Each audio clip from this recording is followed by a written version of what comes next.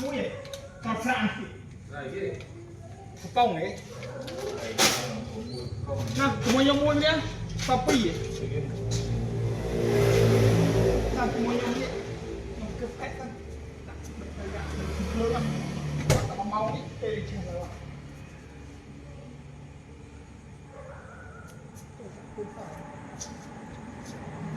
là ngày thêm tuần sau tinh là cái này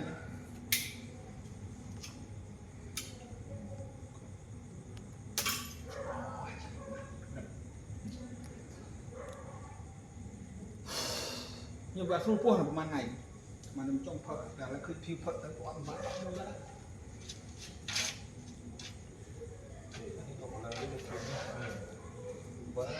bộ hệ anh đi lên nhom chắc gì đâu nằm chấm việc đô việc tầng mày chưa để sau sinh viên nào đôi ấy việc đôi viêm tay nào đôi trẻ